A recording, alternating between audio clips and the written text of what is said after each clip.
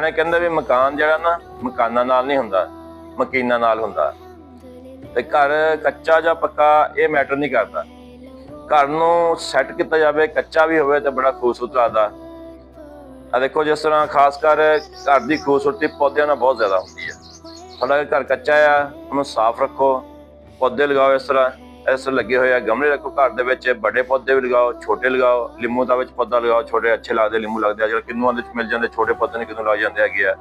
ਇਹ ਜਿਹੜੇ ਮੌਸਮੀ ਫੁੱਲ ਹੈਗੇ ਆ, ਇਹ ਦੇਖੋ ਤੁਸੀਂ ਇਸ ਤਰ੍ਹਾਂ ਦੇ ਇਹ ਲਗਾਓ, ਬੜੇ ਜ਼ਿਆਦਾ ਸਲਾਦ ਦੇ ਘਰ ਦੇ ਵਿੱਚ ਲੱਗੇ ਹੋਏ।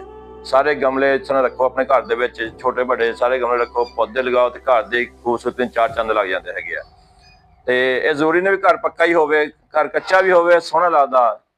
ਸੁਨਨਤ ਵੀ ਹੈ ਸਾਡੇ ਨਬੀ ਦੀ, ਕੱਚੇ ਘਰ ਸੀ ਉਦੋਂ ਹੁੰਦੇ ਸਾਡੇ ਨਬੀ ਪਾਕ ਦੇ ਵੀ, ਕਿਹੜਾ ਪੱਕੇ ਘਰ ਹੁੰਦੇ ਸੀਗੇ। ਤੇ ਕੱਚਾ ਘਰ ਹੋਣਾ ਕੋਈ ਇਹ 'ਚ ਪਰੇਸ਼ਾਨੀ ਵਾਲੀ ਗੱਲ ਨਹੀਂ ਹੈਗੀ, ਬੜੇ ਅੱਛੇ ਹੁੰਦੇ ਆ, ਬਸ਼ਰਤੇ ਕਿ ਉਹਨੂੰ ਸੈੱਟ ਕੀਤਾ ਜਾਵੇ ਅੱਛੇ ਤਰੀਕੇ ਨਾਲ। ਅਸਲਾਮ ਵਾਲੇਕੁਮ।